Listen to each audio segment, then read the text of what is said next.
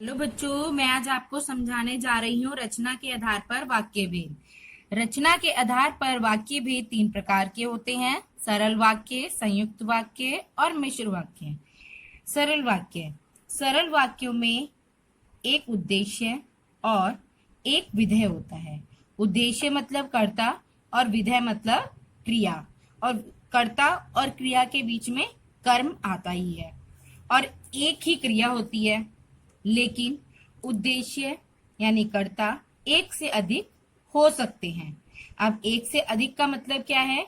जैसे किसी भी कार्य को करने वाला यदि कोई एक करता है, उदाहरण के तौर पर राम पढ़ता है।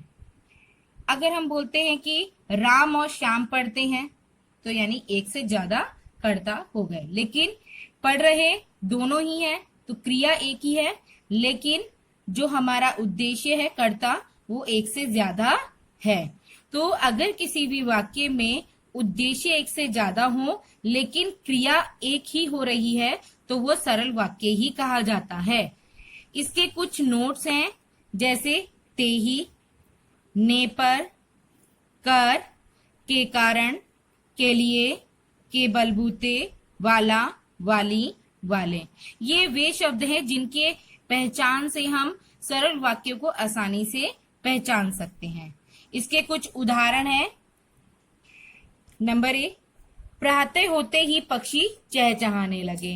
अब इसमें प्रातः होते ही, अब ही यहां पर आया है और मैंने अभी आपको बताया था इधर भी, ठीक है। अब जो ते है वो इससे जोड़ दिया है, क्योंकि होते ही जो है क्रिया होती है, लेकिन जब हम किसी सेंटेंस को सरल वाक्य में बनाते हैं तो उसमें होने को होते ही, जाते ही, खाते ही, पीते ही इस तरह से बना देते हैं। तो इसलिए हम इसकी एक पहचान बनाकर रख रहे हैं कि अगर होते ही आता है तो वो डेफिनेटली सरल वाक्य ही होता है।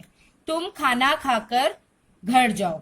अब यहाँ पर खाना खाकर, अब इसमें भी मैंने आपको बताया था कर, तो यहाँ पर भी वही क्रिया का तरीका है। अगर क्रिया को हमें सरल वाक्य की तरह बदलना है सेंटेंस को, तो हम कर का प्रयोग करेंगे, ठीक है। वह प्रसिद्धि के लिए दान देती है, तो के लिए अगर इस तरह से किसी भी वाक्य में आता है तो वो सरल वाक्य है।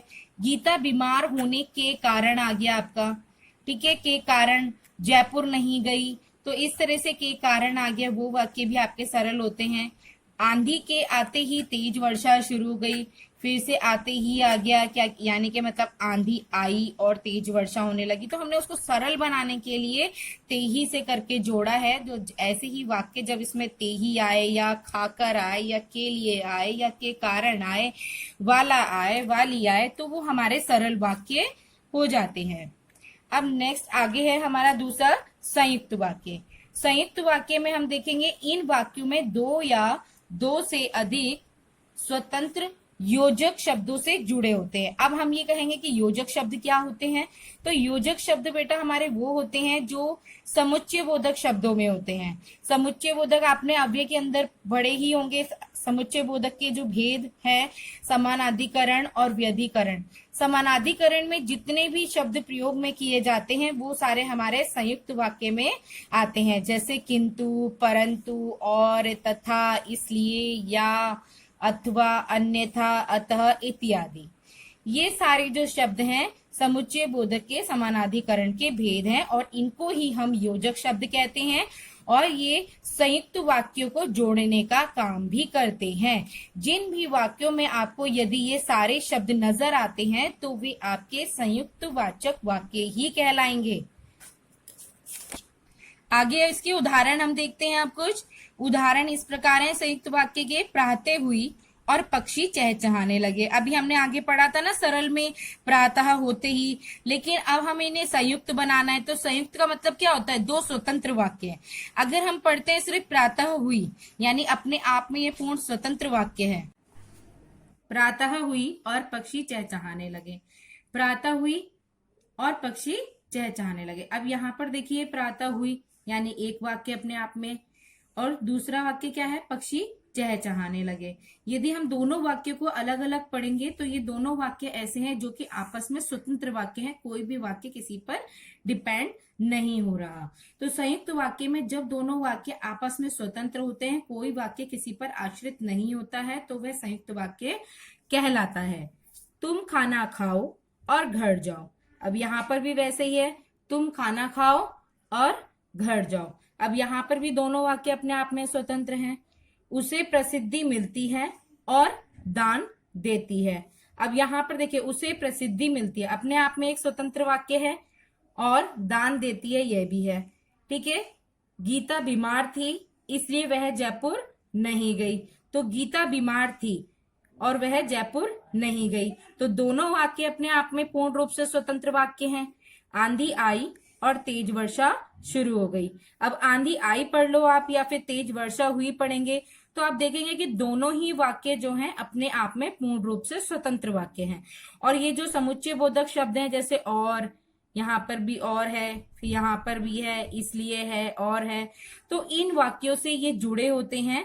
ठीक है। और जब ये जुड़े होते हैं तो ये इनकी पहचान भी है। जिस भी वाक्यों में अगर आपको जो भी मैंने पहचान वाले शब्द बताए संयुक्त वाक्य अगर वे आते हैं तो वो संयुक्त वाक्य ही कहलाते हैं। ये मैंने उन्हीं वाक्यों को इसलिए बनाया है जिससे कि आप उनको आसानी से समझ सकें। आगे नेक्स्ट हम पढ़ते हैं मिश्र वाक्य।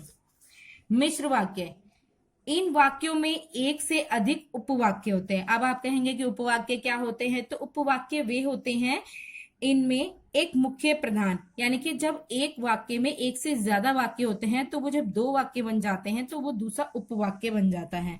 तो इनमें एक मुख्य प्रधान उपवाक्य होता है। अब वो कैसे कहेंगे मुख्य प्रधान, जैसे कि हमने एक सेंटेंस बोला, सभी चाहते हैं कि भारत प्रगति करे।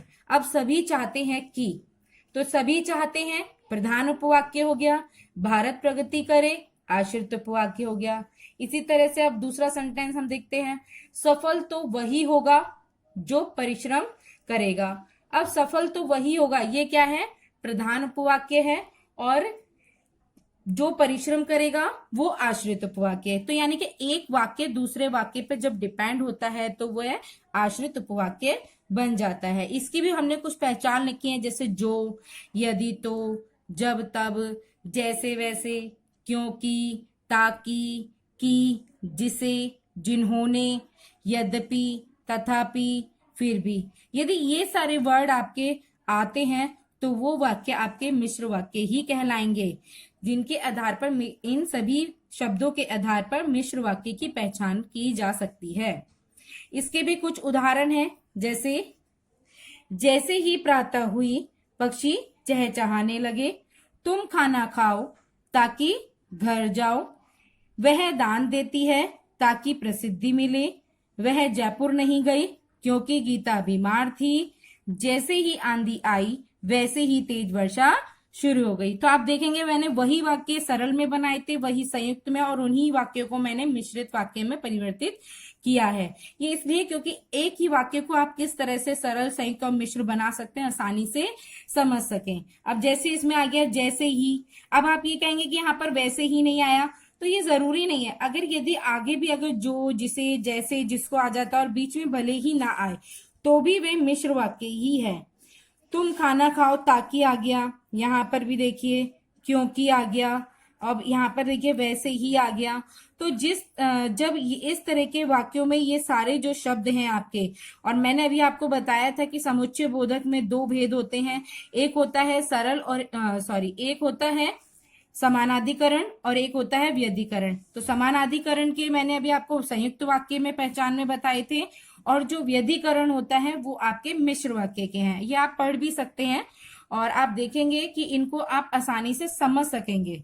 ठीक है, तो आशा करती हूँ आप सभी को ये समझ में आ गया होगा। यदि आपकी कोई क्वेरीज है तो आप कमेंट बॉक्स में लिख सकते हैं। धन्यवाद।